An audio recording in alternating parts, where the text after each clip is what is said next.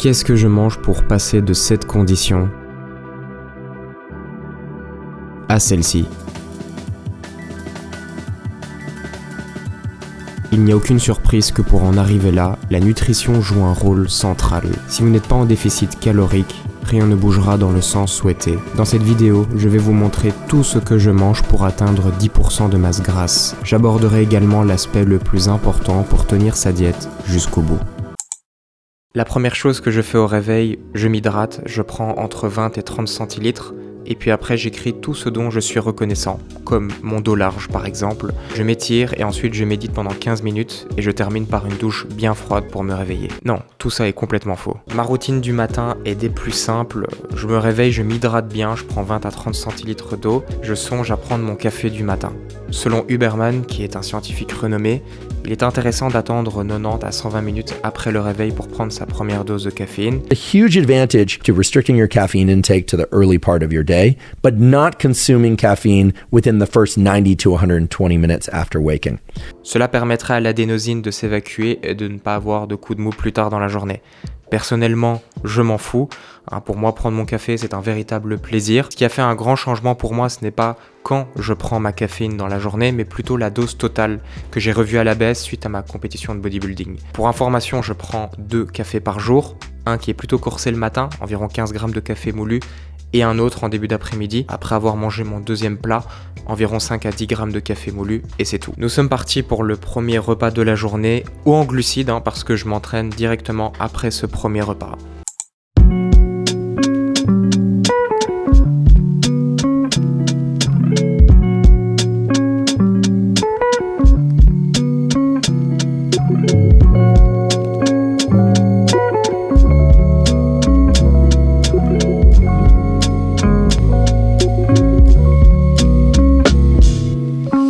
Et voilà le premier repas de la journée.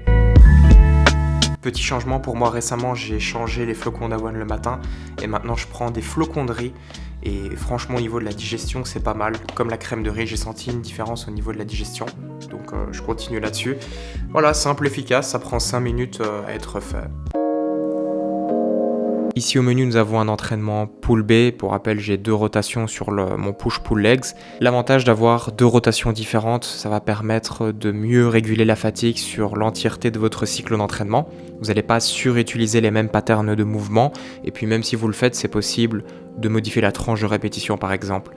J'ai aussi envie de préciser qu'en utilisant plus de variété dans votre choix d'exercice, ça va impacter positivement l'hypertrophie, puisque l'hypertrophie, elle est régionalisée en fait. L'hypertrophie en fait n'est pas globale, ça veut dire que quand on fait par exemple un curl biceps, ce n'est pas l'ensemble du biceps qui va s'hypertrophier, mais bien des parties précises. Et donc d'où la nécessité effectivement d'utiliser un panel large d'exercices pour être sûr de stresser toutes les fibres musculaires. Alors je commence toutes mes séances pull par du grand dorsal parce que c'est un de mes focus principaux depuis ma compétition et donc du coup sur mes 2 rotations du grand dorsal. Je respecte le principe de spécificité et donc si on veut devenir bon dans quelque chose, il faut le faire en premier et le plus souvent possible. Je fais une amplitude complète sur l'entièreté de mes mouvements dos. Et parfois, ce que je fais, c'est que je prolonge la série quand j'atteins l'échec en contraction parce qu'en fait, mon dos a toujours du jus en étirement et donc c'est intéressant parfois d'essayer d'aller gratter quelques reps là où le dos a encore de l'énergie. Pour le reste de la séance, en fait, j'alterne les focus, donc ça veut dire grand dorsal, haut du dos, grand dorsal. Pour le deuxième exercice, c'est un T-bar row supporté.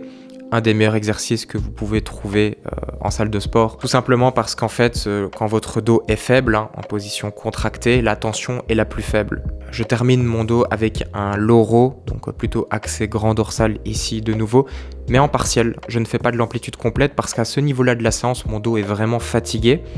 Et donc, au plus un muscle se fatigue, effectivement, au plus il a du mal à se contracter et donc ici ce que je fais c'est que je vais plutôt me concentrer sur là où j'ai encore un petit peu d'énergie dans le grand dorsal, ça veut dire en étirement.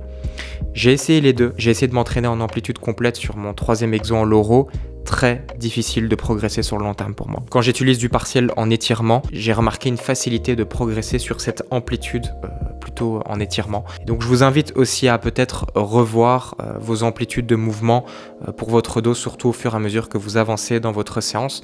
Nous n'avons pas tous des machines Prime où on peut modifier la courbe de résistance des machines. Pour les biceps, je fais 2 exos. Le premier exo, c'est attention, moitié du mouvement / contraction.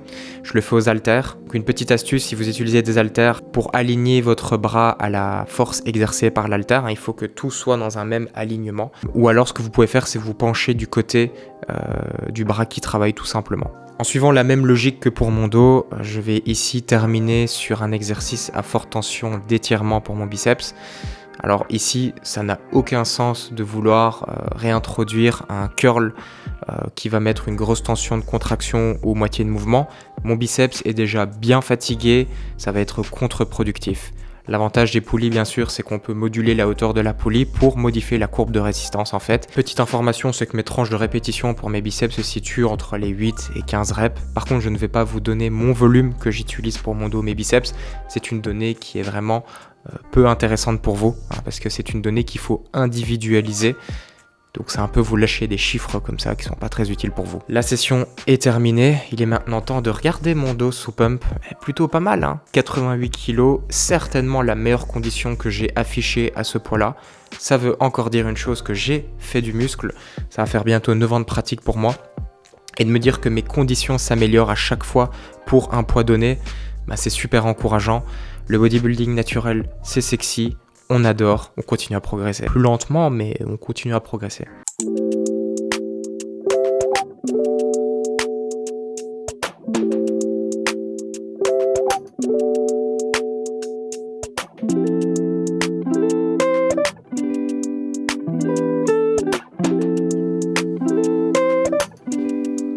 Quel est l'aspect le plus important pour arriver à 10% de masse grasse? Pour arriver aussi bas, il faut répéter les mêmes actions et ce, suffisamment longtemps. Il est donc logique de dire que l'adhérence à votre routine est le facteur numéro 1 de votre réussite. Par exemple, vous pouvez mettre en place le meilleur entraînement sur 6 jours par semaine, mais si vous ne parvenez jamais à dépasser les 3 jours d'entraînement, vous n'irez pas bien loin. C'est également la même chose pour la nutrition. Vous devez mettre en place un système qui vous correspond et ce, sur le long terme. La manière dont j'aime agencer cette routine, c'est en me posant la question suivante: vais-je être capable de tenir ce système tout au long de ma vie? Alors bien sûr, vous n'allez pas sécher toute votre vie, mais les comportements qui vous ont permis d'atteindre une certaine condition doivent toujours être présents, peut-être à des degrés d'intensité différents. Si vous devez penser à un plan pour toute votre vie, la notion de flexibilité est centrale. Cette notion de flexibilité comprend plusieurs aspects. La flexibilité, c'est la capacité à ne pas être rigide lorsque vous envisagez la nutrition.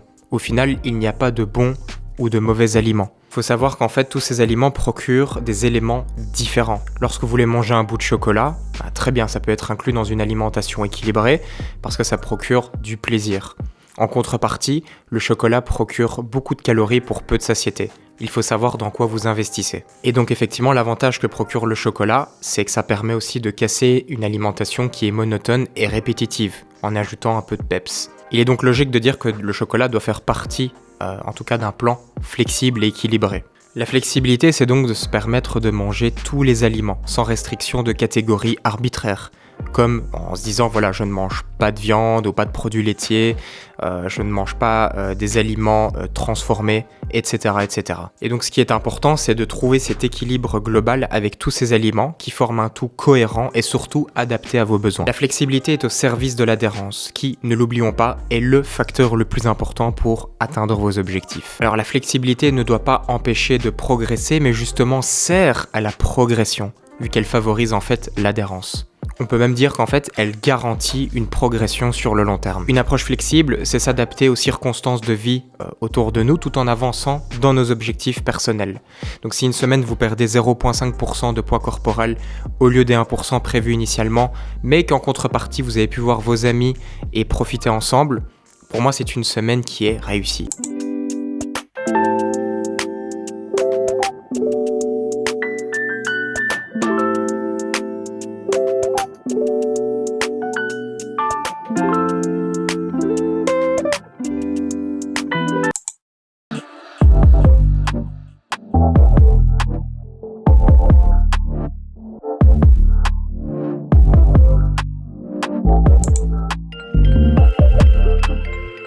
Alors voilà, j'ai abordé l'élément le plus important pour atteindre 10% de masse grasse, qui au final en fait est important pour tous les objectifs que vous fixez, une adhérence et une flexibilité qui permet de supporter cette adhérence.